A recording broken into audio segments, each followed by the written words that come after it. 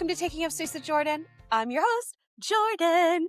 I started this podcast because I want to inspire people to go after their dreams. There's so much potential for joy and whimsy in this world, but we're often taught to choose what's sensible instead. And while that might work for some people, it's not working for me. And lately, I have also been on a positivity journey. I'm being more intentional about where my energy is going. I'm done pouring into things that don't serve me. And one of those shifts has actually been about how I think about my own womanhood. And so in this episode, I want to be clear. I am talking about being a woman, not in a rigid one-size-fits-all way, but in a way that feels expansive. Because being a woman is whatever you interpret to be. No one gets to define that for you.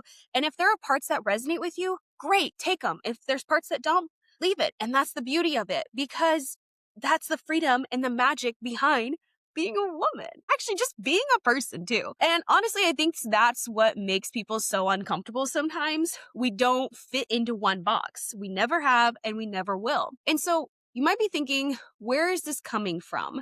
Well, a few months ago, I got tired of seeing women constantly pitted against each other, tired of the narratives, tired of the conditioning, the ways that we're told what being a woman should mean. And yes, being a woman can be difficult. There are real biological, political, and socioeconomic challenges. But today, we're not centering around that. You already know those realities. Today, we're focusing on something else. And in order to do that, we have to understand why this reframe is even necessary and why I've decided that I want to talk about it and bring it to y'all. We have been conditioned as women to believe that we carry the burden of being a woman. And it shows up in subtle ways. It shows up in jokes, in passing comments, in men having easier conversations. And while yes, those conversations I think can be incredibly helpful to women, I think that they are encouraged to continue talking about them. And while there are real systems that have made things harder for us, what we've done is start to internalize that struggle as part of our identity. We've started to associate being a woman with limitation instead of expansion. Because yes, we live in a world that often empowers men to be assertive, to take up space, to move without questioning themselves when they should be. But at the same time, it has tried to teach women to shrink, to second guess ourselves, to stay palatable. And if you are a woman of color, those layers can feel even heavier. And here's the thing. We've found community in that. We've bonded over it. We bond over the difficult boss, the microaggressions, the pay gaps, the feeling of not being taken seriously or feeling like our safety is somewhat of a joke to people.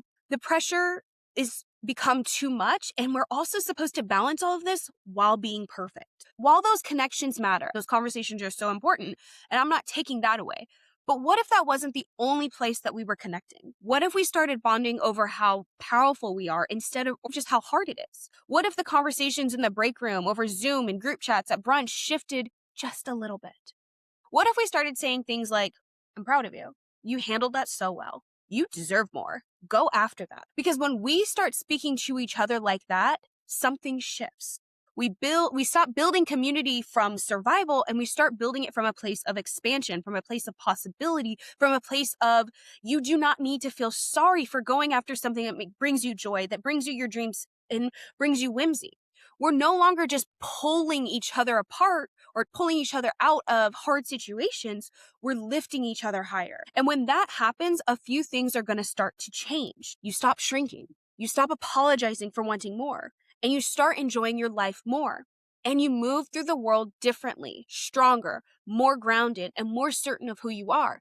And you do this because when you have other women encouraging you, telling you, yes, girl, go do it. And it is important. I know some people make fun of the like, yes, queen, yes, girl. But when you have people in your corner that are saying, yes, go and do the thing. Yes, it's going to be hard, but you can do it. When you have people supporting you and uplifting you instead of being like, I don't know, what happens if your job? What if your boss gets mad at you? What if your partner doesn't like this, that? When you have women that are instead focusing on the possibility with you, when they are being a part of that dream, what ends up happening is you feel more encouraged and more empowered to go after those things. We do not need to be living in a world where even our own community is telling us no. Our community needs to start saying yes with us. And this is where I want to kind of pause for a second, because when I say being a woman is incredibly magical. I don't mean in some unrealistic, everything is perfect kind of way.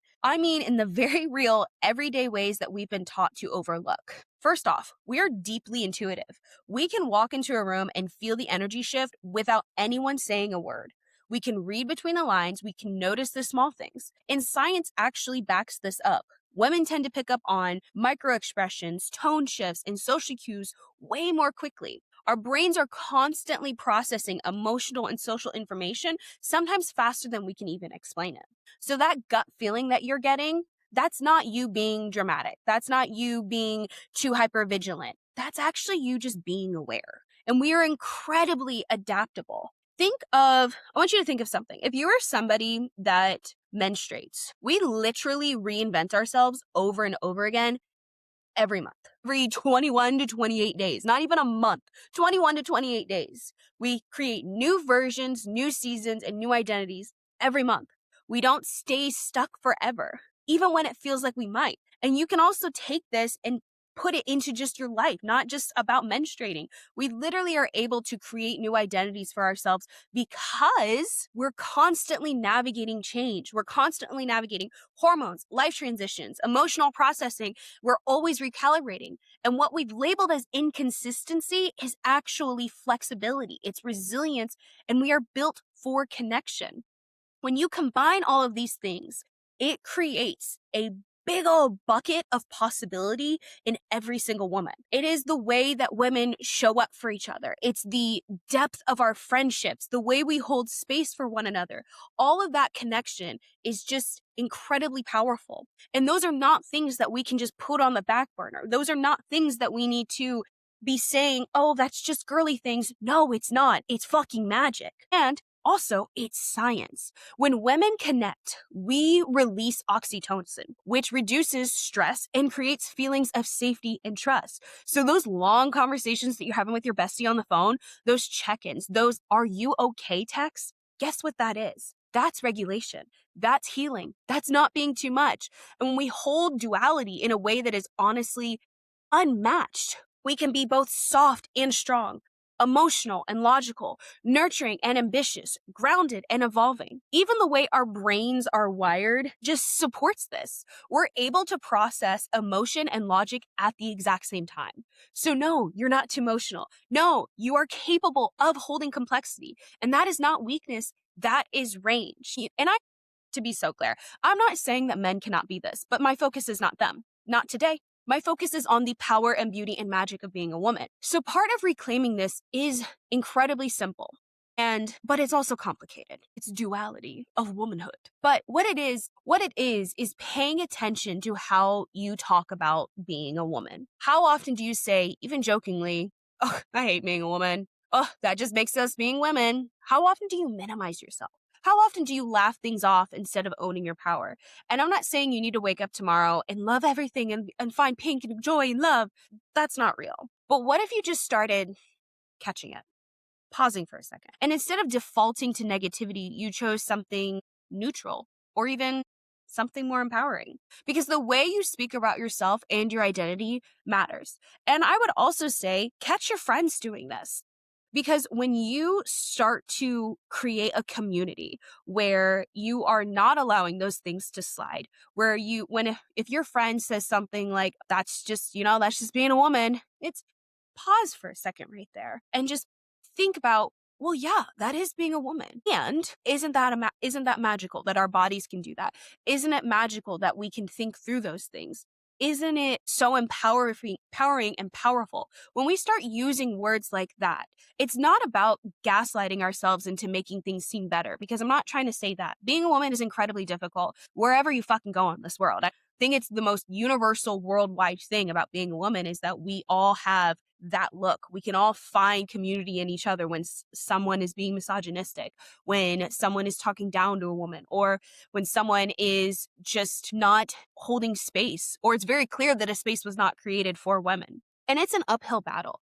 But here's the thing. Do we really need to back up for a second, when you go on a hike, when you go on a long run, when you go on a long walk, anything like that, if you had somebody sitting next to you bitching and moaning about how hard something is while you are trying to find motivation to keep going, what do you think that does to your nervous system? What if instead you had someone who's like, it's tough right now, but you know what? We're able to do this because we are strong. We are powerful. Our bodies are meant to do this. Our minds are capable of handling this. And I know some of you are going to say, but we shouldn't have to. You're right. I'm not saying we do. I'm not saying we have to have the burden of everything. That's not what I'm saying at all. What I'm saying is trying to change the vibe and reframe that being a woman is not a burden. Being a woman is a gift. Being a woman is empowering, and being a woman is fun.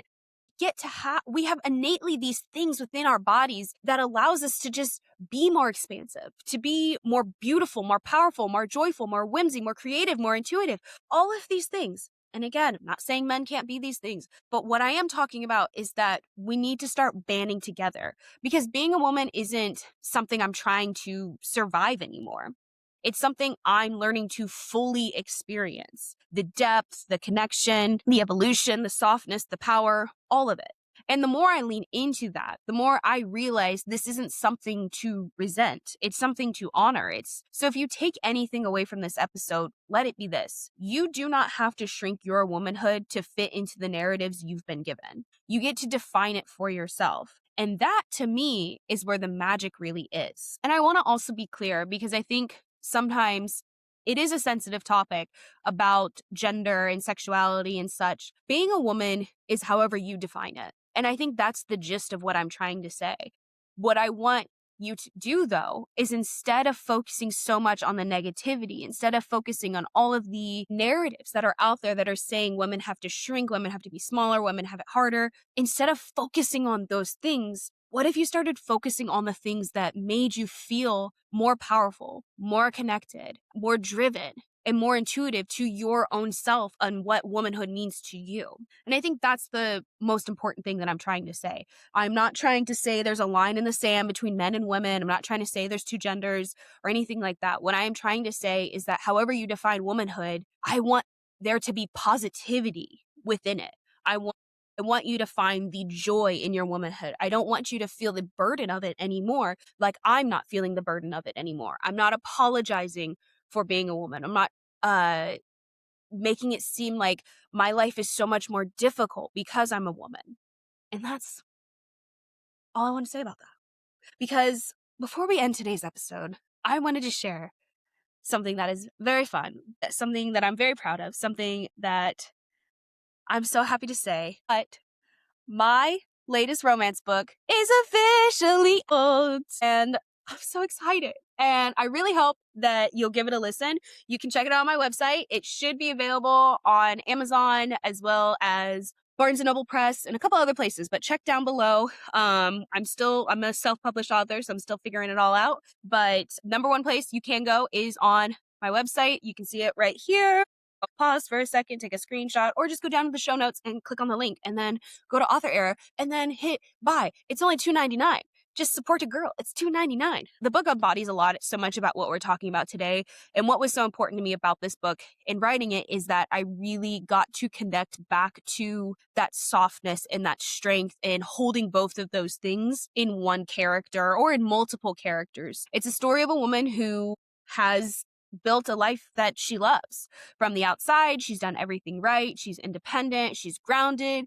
And she's created something that feels like hers. But really underneath all of it, she's still carrying the weight of her past love, her past pain, and parts of herself that she hasn't fully faced yet. And at some point, she realizes that surviving isn't the same as living. All of these topics that I've talked about here on this podcast. And basically, Lila is her name. She makes a choice. It's not a perfect one, not a clean one. It's real. And she chooses to stop running, to stop hiding, to let herself be seen, to open herself up to love again, even when it's messy and uncomfortable. And through that, she learns that healing isn't about becoming something new. It's actually about learning to hold all the parts of who you are. And it's like holding the soft parts, the guarded parts, the joyful parts, the ones that are still figuring it out, all of them, because that's where her power is. And that's really the heart of this book. And it's not about being perfect. It's about being whole. So if this episode resonated with you, if you're in a season where you're learning to embrace more of yourself, to take up space, to stop shrinking, I think you'll really connect with Lila. And you can find it, again, linked in the show notes on my website and on Kindle and a couple other places. And as always, thank you for being here. Thank you for taking up space with me. And I'll talk to you in the next episode. Kisses.